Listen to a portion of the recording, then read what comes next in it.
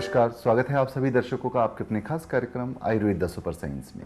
आज इस कार्यक्रम के दौरान हम जिस बीमारी के विषय में बात करेंगे वो बहुत खतरनाक बीमारी है और उसका नाम लेने भर से ही लोगों के दिमाग में एक ऐसी मृत्यु का खौफ आ जाता है जिसका वो सोचते हैं कि शायद विश्व में कोई इलाज नहीं है।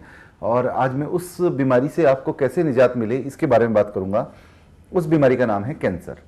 कैंसर का नाम आपने सभी लोगों ने सुना होगा, किसी ना किसी ने किस जानकारी में या कहीं ना कहीं पर आपने सुना होगा कि किस प्रकार से लोग कैंसर हो जाता है और उसके बाद में वो चिकित्सा कराते हैं। और कई लोग चिकित्सा के दौरान और कई लोग चिकित्सा के उपरांत भी मृत्यु को ग्रास बनते हैं। 90-95% जो कैंसर की चिकित्सा है वो फेलियर रहती है, जो आज की तारीख में एलोपैथी के द्वारा या किसी भी सर्जरी के द्वारा कराई जाती है, क्योंकि कैंसर के रिकरेंस होने के चांसेस रहते हैं। हमारे पास में इस चीज़ का रिकॉर्ड तो रहता है कि कितने लोगों की सर्जरी करी और कितने लोग सर्जरी के बाद ओटी से बाहर आए, लेकिन इस चीज़ का क्योंकि रिकॉर्ड नहीं है कि कितने लोग सर्जरी के बाद कितने समय तक जिंदा रहे, तो यही एक कारण है कि इसको एक फेलियर चिकित्सा माना जाएगा। तो मैं आप सब आज आयुर्वेद के द्वारा किस प्रकार से कैंसर के अंतिम अवस्था के मरीजों को लाभ पहुंचाया जा सकता है और किस प्रकार से कैंसर के लास्ट स्टेज के पेशेंट ये इसका उपयोग कर और अपने जीवन को स्वस्थ बना सकते हैं और कैंसर को खत्म कर सकते हैं, और आयुर्वेद उसमें आपकी कैसी मदद कर सकता है, इसके विषय में मैं आज आपके साथ बात करने की कोशिश करूंगा और आपको बताने की चेष्टा करूंगा कि किस प्रकार से आप एक एक करके 1 बाय 1 करके कैंसर के सिम्टम्स पे कंट्रोल कर सकते हैं और कैंसर के सिम्टम के अलावा कैंसर को जड़ से किस प्रकार से खत्म किया जा सकता है। कैंसर एक बड़ी घातक बीमारी है, इसको मेट्स भी बोलते हैं, और ये मैलिग्नेंट सेल की बीमारी है। मैलिग्नेंट यानी कि घातक, सेल मतलब आपकी शरीर के अंदर उत्पन्न होने वाली प्रक्रिया के द्वारा आपके शरीर की उत्पत्ति करना।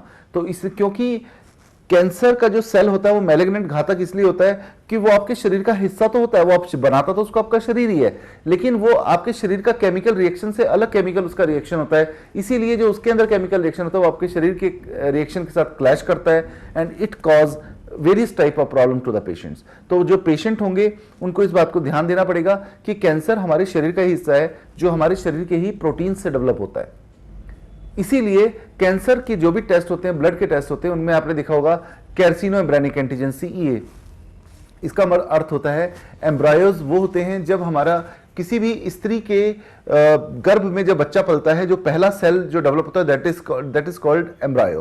कार्सिनो यानी कि घातक यानी कि कैंसर से संबंधित जो एम्ब्रायोज हैं जो हमारे शरीर के अंदर कॉन्टिन्यूसली कैंसर के सेल्स की उत्पत्ति कर रहे हैं, वो एम्ब्रायज जो होते हैं वो हमारे शरीर के लिए घातक होते हैं, इसलिए इनको मैलिग्नेंट सेल कहा जाता है। यानी कि घातक सेल की उत्पत्ति इज इक्वल टू कैंसर के सेल की उत्पत्ति। दूसरा, किसी भी, मैंने कहा कि इसके लिए प्रोटीन की आवश्यकता होती है, इसीलिए जो भी हम कैंसर के किसी भी प्रकार के कैंसर की जब जांच करते हैं तो हम लोग जांच करते हैं कैंसर एंटीजन, लाइक 19.9 हो गया, 125 हो गया, कैंसर एंटीजन 15.3 हो गया। तो एंटीजन बोलते हैं स्टिमुलेंट को जो आपके कैंसर के सेल को स्टिमुलेट करता है, एक वेरियस प्रकार के अलग तरह के प्रोटीन से जो आपकी एक फीड की तरह काम करते हैं उस कैंसर के सेल के लिए। जिस प्रकार आपके शरीर को भोजन की आवश्यकता होती है, उसी प्रकार से कैंसर के सेल को भी कि कुछ प्रकार के प्रोटीन्स की आवश्यकता होती है।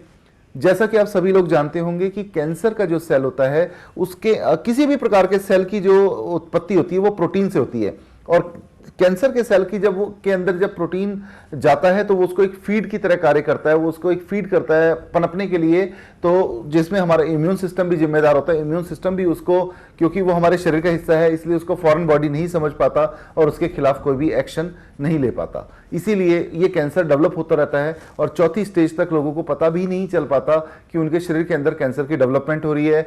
जब कैंसर के सिम्टम आने शुरू होते हैं, जैसे पेन, बहुत ज्यादा दर्द, कहीं पर गांठ की उत्पत्ति होना, या क्योंकि वो गांठ होगी तो वो शरीर के, अगर मानो कि अगर वो मोशन के, अगर इंटेस्टाइन के अंदर गांठ है तो वो जब खाने को या टॉयलेट के को ऑब्स्ट्रक्ट करेगी तो उस वक्त की जो ऑब्स्ट्रक्शन से जो पेन होता है या जो परेशानी होती है उनसे पता चलता है कि हमारे को कोई बीमारी है, और जब उसका चेक कराया जाता है तो वो कैंसर के रूप में, घातक रोग के रूप में निकलती है।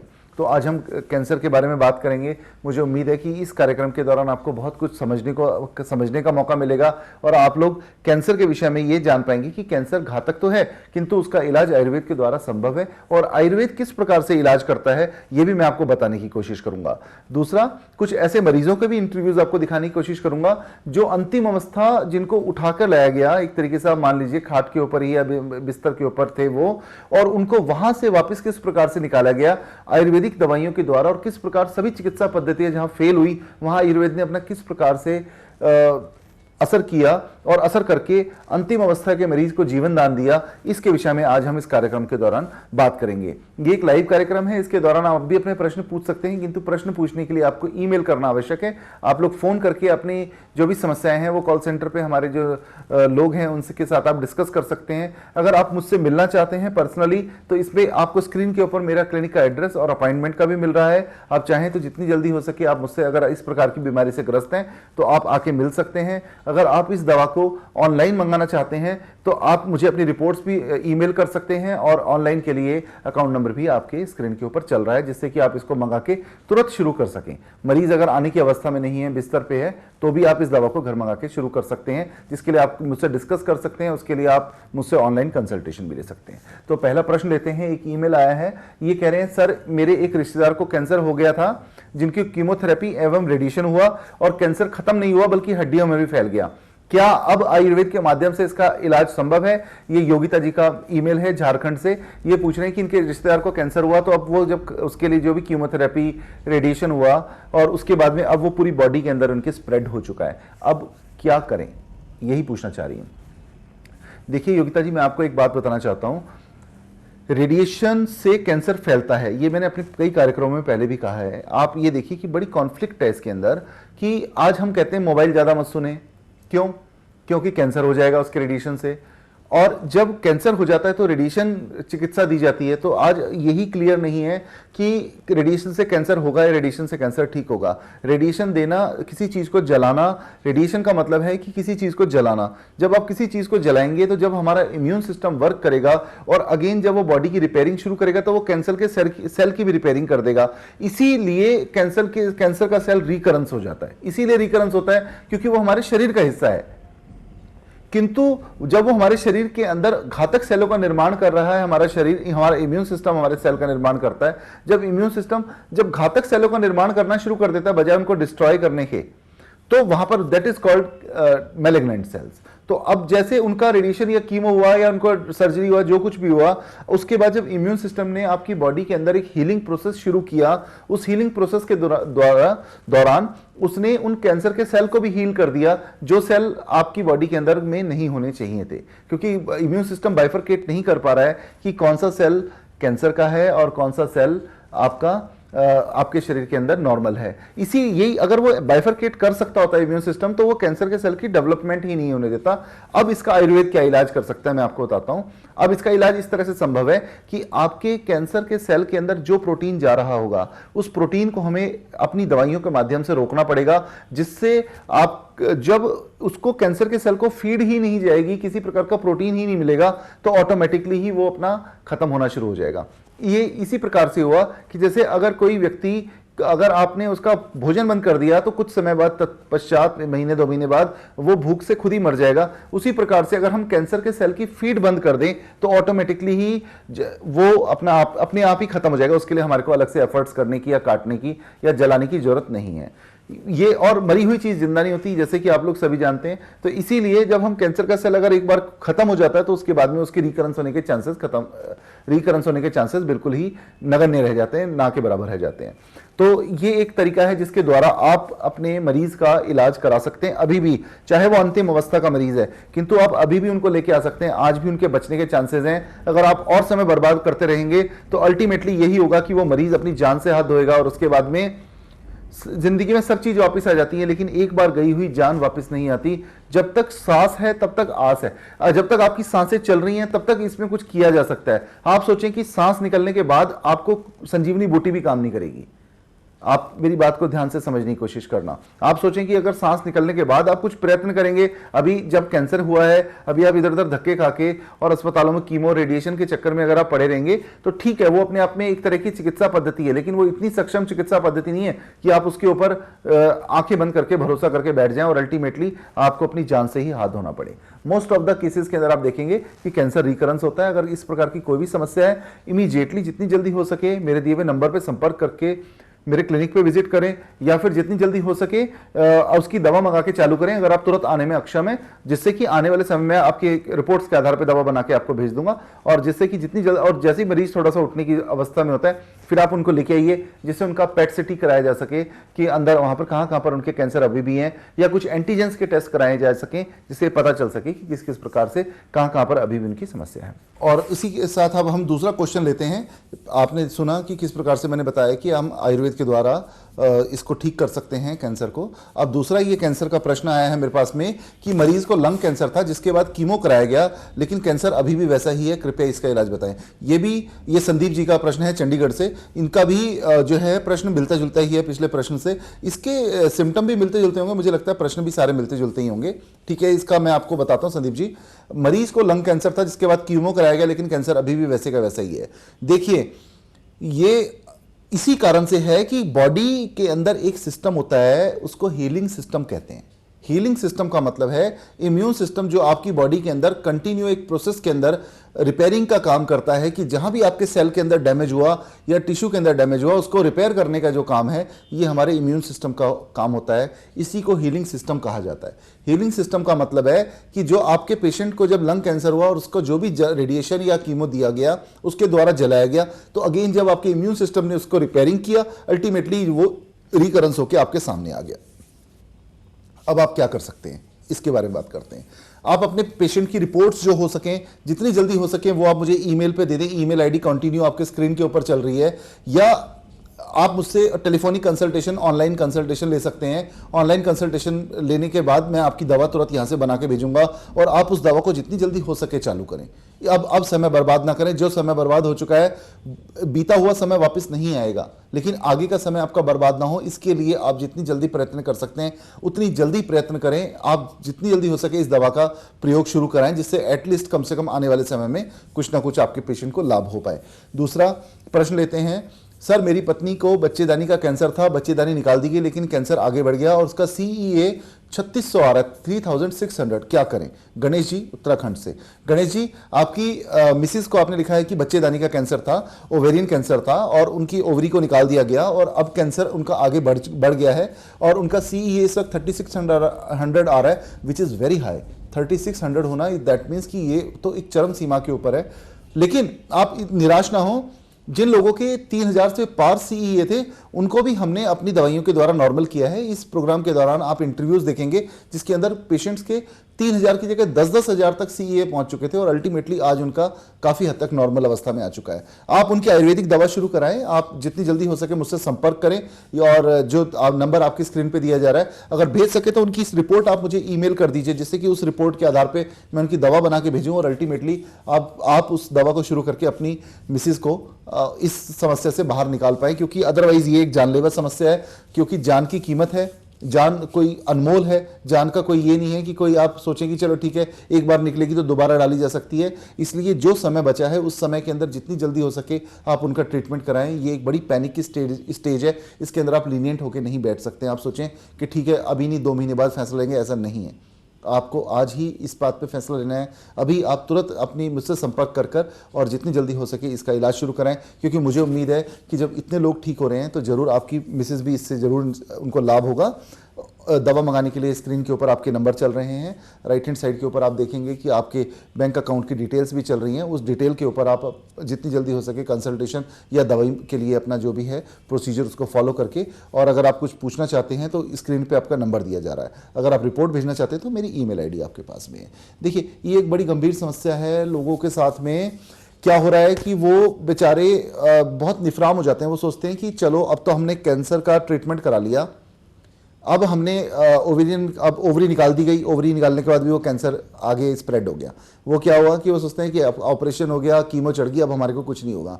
अरे भैया, कीमो और जो भी आपकी थेरेपी हुई है वो कोई इतनी सक्सेसफुल थेरेपी नहीं है कि आप उसके ऊपर आंख बंद करके विश्वास कर लें।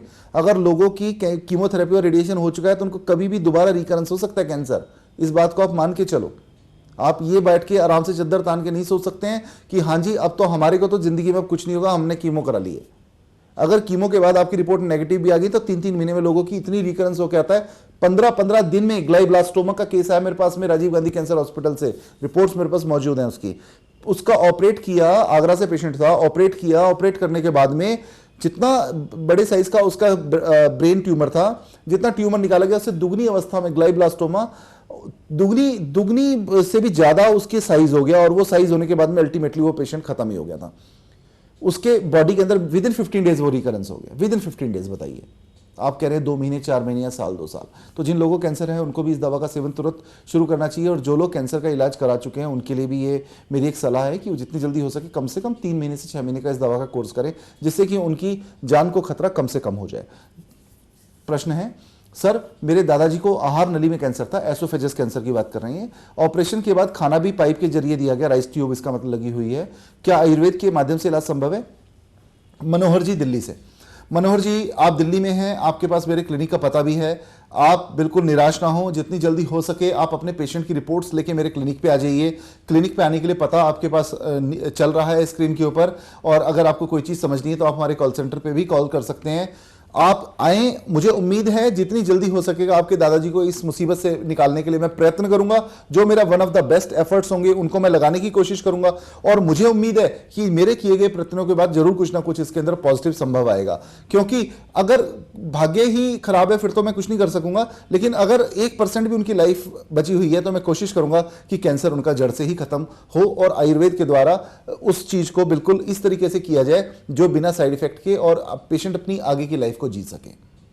इसके लिए आपका आना जरूरी है, जितनी जल्दी हो सके आप आए। आने के बाद में मैं उसको किस प्रकार से कर सकता हूं, I let you know each and every aspect of the treatment, और उसके अकॉर्डिंगली मैं आपके दादाजी का ट्रीटमेंट शुरू करता हूं। और मुझे उम्मीद है जल्दी ही उनको जरूर लाभ मिलेगा। जैसे कि आपने पीछे भी मेल्स में देखा, लोगों ने ये लिखा कि ट्रीटमेंट कराया और अल्टीमेटली रिकरेंस हो गया, ट्रीटमेंट कराया रिकरेंस हो गया। मुझे लगता है कि आपके पिताजी, दादाजी अगर इसका इलाज, हमारा इलाज शुरू करेंगे तो जरूर उनको कहीं ना कहीं पर लाभ प्राप्त होगा। और वो लाभ कितने दिनों में प्राप्त होगा? 15 दिन, 20 दिन, हर 15 दिन के बाद मैं आपको बुलाऊंगा। मुझे उम्मीद है जल्दी ही उनका मैं कंट्रोल में लाने की कोशिश करूंगा। तो जितनी जल्दी हो सके आप रिपोर्ट्स लेके आएँ। प्रश्न है निशांत जी का, मुंबई से। ये कह रहे हैं, सर मेरी पत्नी को ब्रेस्ट कैंसर था जिसके बाद ब्रेस्ट को निकाल दिया गया, लेकिन 1 साल बाद फिर से टेस्ट कराया तो पता चला कि पूरे शरीर में कैंसर फैल चुका है। टाटा मेमोरियल में इनका ट्रीटमेंट कराया गया है, क्या इसका इलाज संभव है? अब आयुर्वेदिक दवाइयां हम शुरू कर सकते हैं कि नहीं कर सकते? निशांत जी, अगर आपने इससे पहले मेरे लोग और भी अगर पेशेंट्स के सुने होंगे जो भी प्रश्न है, तो उसमें स्पष्ट उन्होंने भी यही कहा है कि इस तरह से उनको कैंसर था और किस तरह से उसको समस्या का समाधान नहीं मिला और दोबारा रिकरेंस हो गया। सेम प्रॉब्लम आपके साथ भी आई। मेरी पूरी भावना है आपके साथ में, लेकिन अब इसका इलाज जो है वो आयुर्वेद के द्वारा ही आप करा सकते हैं। आपके पास में दूसरा ऑप्शन बचा ही नहीं है, क्योंकि पहले ऑप्शन को आपने ट्राई किया तो आपने देखा कि उसका एडवर्स इफेक्ट आया कि वो जो ब्रेस्ट का कैंसर था, वो ब्रेस्ट को निकालने के बाद जो उनको कीमो और ट्रीटमेंट दिया गया, उसके बाद आज वो पूरे बॉडी के अंदर फैल चुका है। तो अब आपके पास में केवल और केवल एक ही ऑप्शन बचा है, वो है आयुर्वेदिक दवाइयाँ। जितनी जल्दी हो सके आप मेरे पास आएँ, उनकी रिपोर्ट्स लेके, या फिर अगर आप दूर से बोल रहे हैं तो आप उनकी ऑनलाइन मुझे आप भेज दीजिए। ऑनलाइन भेजने के लिए ईमेल आईडी आपके स्क्रीन पे चल रही है, आप ऑनलाइन मुझसे कंसल्टेशन भी ले सकते हैं। आप ऑनलाइन कंसल्टेशन ले, आप उनकी दवा मंगाकर शुरू करें। मुझे उम्मीद है कि आपकी पत्नी का इलाज संभव हो सकेगा और जितनी जल्दी हो सकेगा मैं उस कैंसर को कंट्रोल में करने की कोशिश करता हूं। क्योंकि जिस तरह आपने बताया कि एज भी बहुत कम है, 32 ईयर्स एज बताई है, तो इतनी छोटी उम्र के अंदर उनको कैंसर भी हो गया और अब वो रिकरेंस भी हो गया। बच्चे भी मुझे उम्मीद है आपके छोटे ही होंगे, तो एक बड़ी गंभीर समस्या है लोगों के साथ में। बच्चे छोटे होते हैं, किसी भी उम्र के अंदर ये कैंसर हो सकता है। और कैंसर हो जाए तो वो तो ठीक है, लेकिन जो रिकरेंस ऑफ कैंसर है ये एक बड़ी घातक समस्या है। कैंसर से भी घातक समस्या है कि आदमी अपनी जेब का पैसा भी लगाता है, शरीर से भी जाता है, और अल्टीमेटली वहां पता चलता है कि सब कुछ लुटवाने के बाद उसको पता चलता है कि ये तो कैंसर रिकरेंस हो गया। अब तो उसके पास ऑप्शन ही कोई नहीं बचा कि कहीं वो और ट्रीटमेंट करा ले। काट दिया, सब कुछ कर दिया, और end of the day result zero. तो उस जीरो रिजल्ट से अगर आपको बाहर निकलना है तो आपको आयुर्वेद की शरण में आना पड़ेगा। आयुर्वेद ही आपको बचा सकता है, आयुर्वेद के अलावा कोई पद्धति नहीं है जो आपकी मदद कर सके। तो इसलिए मेरी आपको निशान जी ये सलाह है, आप अपनी पत्नी की रिपोर्ट्स मुझे जितनी जल्दी हो सकें ईमेल करा दें। अगर आप मुंबई से आ सकते हैं तो 2 घंटे का रास्ता है, बाय एयर आप आ सकते हैं तो आप आ जाएं। आने के लिए जो भी डिटेल्स हैं वो मेरी स्क्रीन के ऊपर चल रही हैं, आप इसके ऊपर अपॉइंटमेंट भी ले सकते हैं, जितनी जल्दी हो सके आप मिले। प्रश्न है जय नारायण जी, उदयपुर राजस्थान से लिख रहे हैं, मेरी माताजी की हड्डियों का कैंसर है, मुंबई दिल्ली सब जगह इलाज कराया, किलोमीटर और लाखों रुपए खर्च हो गया। हाँ ठीक है, वो पहले वाली बात है जो मैं आपको बता रहा था। हालत और बद से बदतर हो चुके हैं, माताजी बिस्तर पे हैं, खाना पीना भी बंद हो चुका है, सभी ने कह दिया कि अब मुश्किल है, इन्हें घर ले जाकर सेवा करें। क्या अब आयुर्वेद के इलाज से माध्यम से इलाज संभव है? आयुर्वेद तो भैया मरे हुए को भी उठा देता है, लेकिन सबसे बड़ी विडंबना यह है कि लोग जब मरने की अवस्था हो जाती है तो आयुर्वेद की शरण में आते हैं। लोगों के दिमाग में ये बात क्यों नहीं समझ में आ रहा कि कितनी जबरदस्त उनके साथ में गंभीर समस्या है, वो इस बात को समझ ही नहीं पा रहे हैं। आपने बताया मुंबई दिल्ली सब जगह इलाज कराया, इससे पहले निशान जी का मेल मैंने पढ़ा जो मुंबई में ही रहते हैं और उन्होंने वहां पर इलाज कराया और उनकी पत्नी का पूरे शरीर में फैल गया, ब्रेस्ट का कैंसर था। आपकी माताजी के हड्डियों का कैंसर हो चुका है, पूरी बॉडी पे फैल चुका है। तो अब आप ये इसका इलाज केवल और केवल अगर कोई कर सकता है तो आयुर्वेद कर सकता है, प्रभु की कृपा कर सकती है। आप जितनी जल्दी हो सके भगवान से आशीर्वाद लेकर आप जितनी जल्दी हो सके आप मेरे क्लिनिक पे विजिट करें, क्योंकि अल्टीमेटली सुप्रीम पावर वही है, करने वाला वही है, हम सब माध्यम है। लेकिन यहां क्या हो रहा है, एफर्ट्स गलत किए जा रहे हैं। एफर्ट्स गलत कैसे कि आप उसको जलाने की चेष्टा कर रहे हैं, आप उसको रेडिएशन के द्वारा, कीमो के द्वारा जला रहे हैं। अगर आपकी किस्मत ठीक है तो इसका मतलब ये नहीं है कि आप गलत काम भी करेंगे तो उसका रिजल्ट, परिणाम उसका सही आएगा। आप लोग चेष्टा ही गलत कर रहे हैं, मतलब गलत तरीके का ट्रीटमेंट। ऐसा हो गया कि अगर आपको यहां से कहीं भी जाना है, अपने घर तक जाना है, तो जब आप रास्ता सही पकड़ेंगे तभी आप घर तक पहुंच पाएंगे। माध्यम के अनुसार समय का अंतर आ सकता है, पेशेंट वेरी कर सकता है कि टाइम किसी का कम लग रहा है, किसी का ज्यादा लग रहा है। आपने घर जाना है, जो आपके घर तक का रास्ता है, अब आपने क्या किया, आपने उसका अपोजिट रास्ता पकड़ लिया। आप सारी जिंदगी भी अगर चलते रहेंगे तो भी आप अपने घर पे नहीं पहुंच पाएंगे, क्योंकि रास्ता गलत है। तो रास्ता गलत मत पकड़ो, रास्ता सही पकड़ो।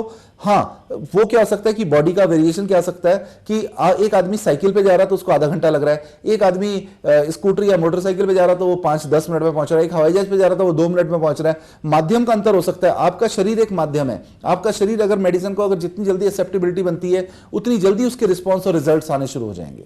तो अपना आप समय बर्बाद मत करो, क्योंकि समय से बड़ी कीमत किसी चीज की नहीं है। ये मैं आपको पहले भी बता चुका हूं। और लोग क्या करते हैं, समय बर्बाद करते रहते हैं। जब बिल्कुल अंतिम अवस्था आ गई, अब इसका इलाज कर दो। अरे भैया, तुम पहले अगर आ गए थे तो कम से कम एटलीस्ट उसका कुछ हो तो सकता था।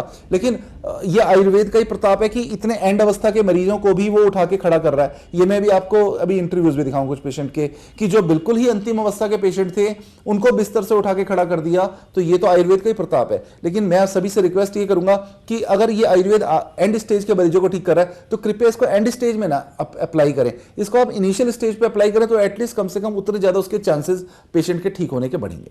तो ये इसी बात के साथ में ये एक और मेल ले लेते हैं। ये रजनी जी सिडनी ऑस्ट्रेलिया से लिख रही हैं, इंडियन है और ऑस्ट्रेलिया में रहती हैं। ये कह रही हैं, सर मेरे भाई का शराब के कारण लीवर खराब हो गया था, अब उसमें कैंसर भी निकल गया।